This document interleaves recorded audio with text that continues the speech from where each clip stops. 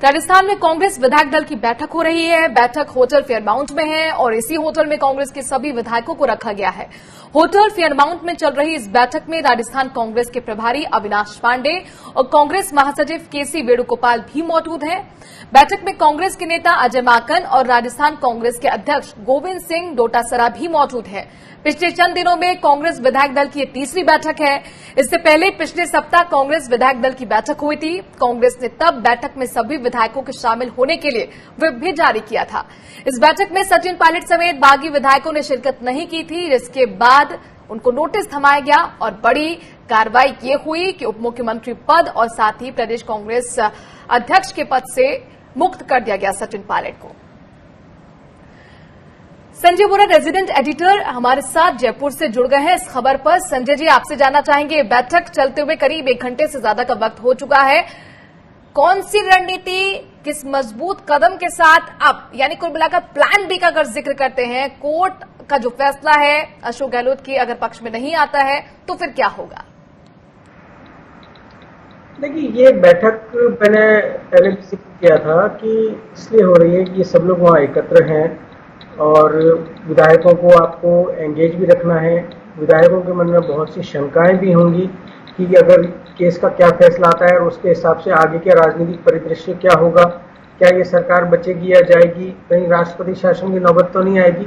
तो इन सब बातों के लिए, उनकी शंकाएं दूर करने के लिए, उनका हौसला बनाए रखने के लिए ये बैठक की जा रही है। वरना आमतौर पर आप देखें तो साल में 2 बार विधायकों की बैठक बुलाई जाती है, विधानसभा सत्र के पहले ऐसी कोई बैठक होती नहीं है।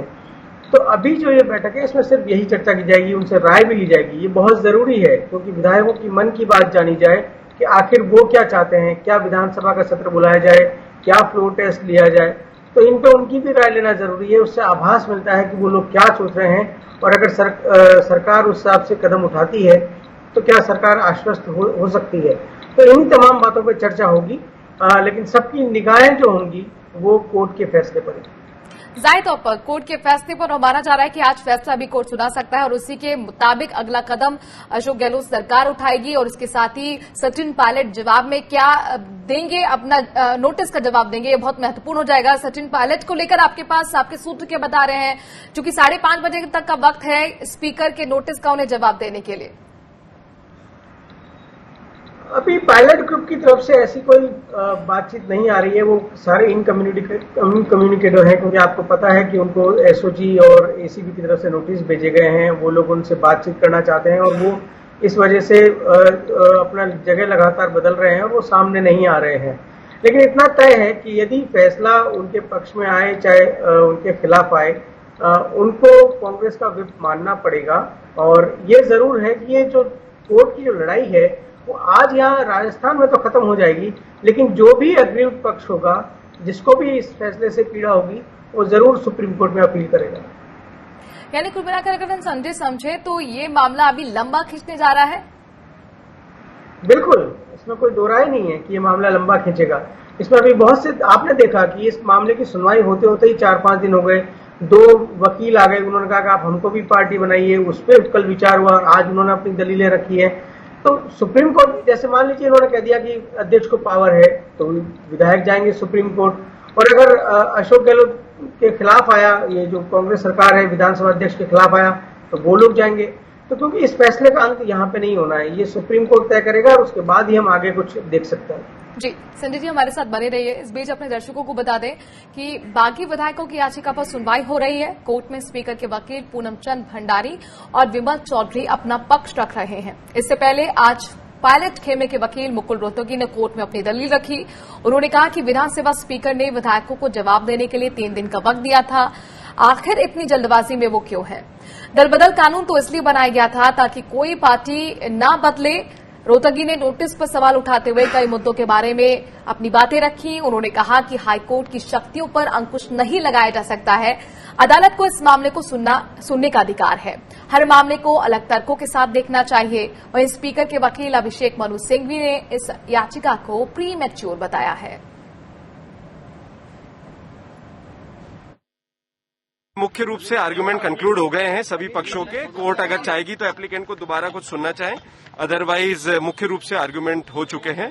कोर्ट 2 बजे वापस से सुनेगी एक बार, और किसी को कुछ बचा कुचा बोलना होगा तो वो अपना पक्ष रख दे, अदरवाइज फाइनल हो जाएगा, जजमेंट हो जाएगा। पूरी संभावना है कि आज ऑर्डर आ जाए, क्योंकि अभी समय है। 2 बजे बाद कोर्ट सुनती भी है, तो मेरा मानना है आधा घंटे से ज्यादा पक्षों को सुनने का समय और दिया नहीं जाना चाहिए।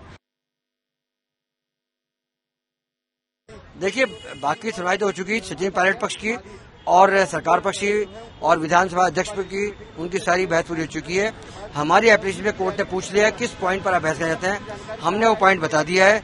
अब कोर्ट 2 बजे दोबारा बैठेगी, उस पॉइंट को सुनेगी और फैसला करेगी। कौन से पॉइंट है आपके? हमारा एक ही पॉइंट है कि जो शेड्यूल 10(2)(1)(a) है, जिसमें विधायकी जानी चाहिए रिजाइन करने पर, और पायलट साहब चाहते हैं इसको प्रोविजन खत्म किया जाए, उसके विरोध में हम आए हैं। क्योंकि सुप्रीम कोर्ट ने ऑलरेडी एक फैसला दे रखा है, 5 जज की बेंच ने उसको वैलिड कर रखा है। इनवैलिड तो इस कोर्ट को भी अधिकार नहीं इनवैलिड करने का, तो सिर्फ उस पर आए, नहीं तो क्या करप्शन बढ़ेगा। बात ये अब इनकी पिटिशन क्या नाम मुकुल रोहतगी जी की बहस हो चुकी है, उनकी कंप्लीट हो गई है, और इसके बाद हम लोगों को जो पक्षकार बनने आए हैं उनको सुनवाई की उन्होंने, और कोर्ट ने पूछा भाई आप किधर हो, बार बार पूछते रहे कोर्ट किधर हो। हम ये कहते हैं कि ये जो कार्रवाई दल बदल की हो रही है, हम इसके खिलाफ हैं। जनता इसके फेडअप है, हम इसलिए आए हैं श्रीमान के सामने। सुनवाई उनकी चल रही है, कल खत्म हो जाएगी। अब हमको 2 बजे जो इंटरमीडिएट बनने आए हैं पार्टी, उनकी सुनवाई होगी 2 बजे। मोस्ट वाली जजमेंट रिजर्व होगा, जजमेंट रिजर्व होना चाहिए। ऑन द स्पॉट देना जजमेंट टाइम लग जाएगा, जजमेंट रिजर्व होगा। रामस्वरूप हमारे संवाददाता जयपुर से इस खबर पर हाईकोर्ट के बाहर से ज्यादा जानकारी के साथ जुड़ गए हैं। रामस्वरूप, 2 बजे का वक्त दोबारा सुनवाई के लिए रखा गया था, सुनवाई शुरू हो चुकी है। इस वक्त कोर्ट के अंदर क्या कुछ चल रहा है, बताइए। बिल्कुल 2:06 से ज्यादा का वक्त हो रहा है, तो ऐसे में जितने भी वकील जो यहाँ पर अपना पक्ष जिनको रखना था अभी, वो अंदर जा चुके हैं। अब सुनवाई शुरू हो चुकी है। मुख्य रूप से जैसे मैंने आपने भी अभी थोड़ी देर पहले बताया था कि जो मुकुल रोहतगी है उन्होंने अपना पूरा पक्ष रख दिया था, और बाकी जो पक्ष थे हरीश साल्वे के और अभिषेक मनु सिंघवी के, वो भी रखे जा चुके हैं। अब 2 बजे का बाद का जो वक्त दिया गया है थोड़ी देर के लिए, वो सिर्फ 2 जिन वकीलों ने प्रार्थना पत्र दिया था अलग से, पूनम चंद भंडारी और विमल चौधरी, उनके लिए रखा है। और कोई बचा कुचा कोई और व्यक्ति बोलना चाहता है, कोई फाइनल कमेंट कोई रखना चाहता है, तो उसके लिए अलग बात है। उसके अलावा अब ज्यादा वक्त नहीं बचा है इस मामले की सुनवाई पूरी होने में। तो ऐसा लगता है कि करीब आधे घंटे पौने घंटे में जो है इस मामले में सुनवाई पूरी हो जाएगी। अब ये कोर्ट पर डिपेंड करेगा कि ये फैसला आज ही सुनाते हैं या इसको फैसले को सुरक्षित रखते हैं। रामस्वरूप, ये जो पूनम चंद भंडारी हैं, विमल चौधरी हैं, ये दोनों वकील क्या स्पीकर के पक्ष को रिप्रेजेंट करेंगे, और कौन सी वो दलीलें होंगी जिसके जरिए कोर्ट को कन्विंस करने की कोशिश होगी? देखिए, ये जो दोनों वकील हैं पूनम चंद भंडारी और विमल चौधरी, इनका साफ तौर पर कहना है कि ये किसी पक्ष के वकील नहीं है। ये संविधान आम आदमी के लिए आए हैं, जनहित के हिसाब से पेरू करने के लिए आए हैं, इसीलिए इन्होंने अपना प्रार्थना पत्र दाखिल किया है। और साफ तौर पर इनका कहना है कि जो अनुच्छेद 10 की धारा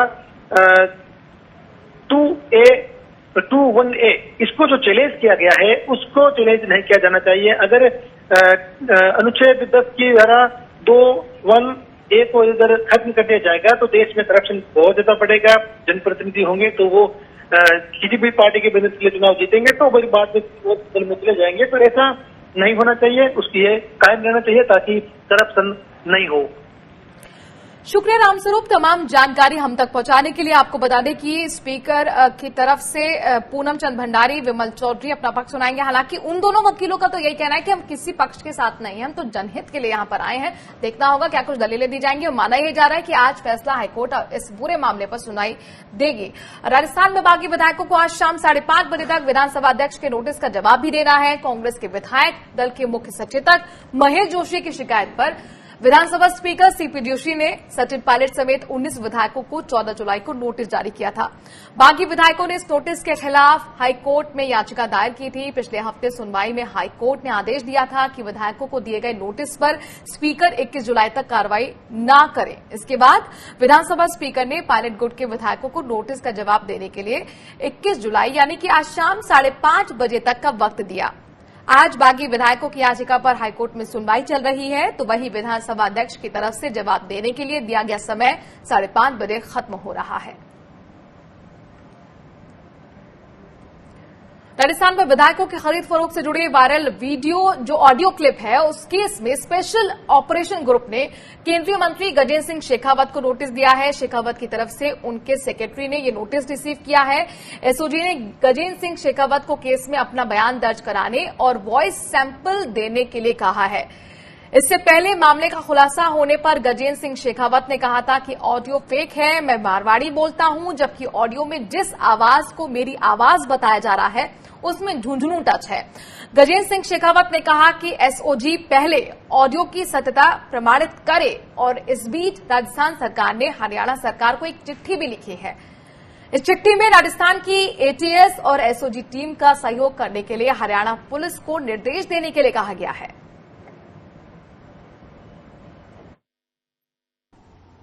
देखिए, मुझे लगता है कहीं न कहीं उनकी खीज है मुख्यमंत्री जी की, गहलोत जी की, अशोक गहलोत जी की, और उस खीज को वह अत्यंत निंदनीय शब्दों में परिभाषा उसकी दे रहे हैं। राजनीति में शब्दों की मर्यादा तो रखनी चाहिए। राजस्थान के चूरू में एसएचओ की खुदकुशी के मामले में सीबीआई ने पूछताछ शुरू कर दी है और इस सिलसिले में सीबीआई ने मुख्यमंत्री अशोक गहलोत के ओएसडी देवाराम सैनी से पूछताछ की। सीबीआई ने किशोरी लाल सैनी को भी पूछताछ के लिए तलब किया है। सीबीआई ने सोमवार को इस मामले में कांग्रेस के विधायक कृष्णा पुनिया से उनके जयपुर वाले घर में 3 घंटे तक पूछताछ की थी। खुदकुशी करने वाले एसएचओ विष्णुदत्त बिश्नोई के भाई ने राजस्थान पुलिस में शिकायत दर्ज कराई थी कि उन पर अत्यधिक दबाव था, जिस वजह से उन्होंने खुदकुशी की। बिश्नोई के पास से 2 सुसाइड नोट भी बरामद हुए थे। एक उनके माता पिता के नाम और दूसरा जिले के पुलिस अधीक्षक के नाम था। पुलिस अधीक्षक के नाम मिले सुसाइड नोट में ही बिश्नोई ने लिखा था कि वो अपने ऊपर पड़ रहे भारी दबाव को नहीं झेल पा रहे हैं।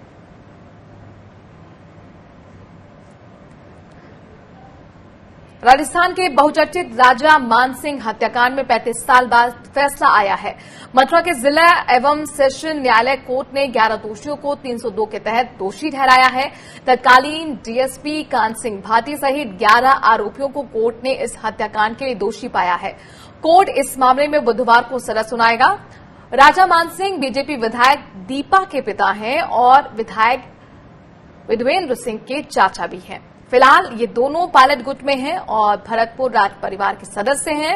20 फरवरी 1985 को विधानसभा चुनाव के दौरान किले में ध्वज हटाने को लेकर विवाद हुआ था और पुलिस की फायरिंग में इनकी मौत हो गई थी।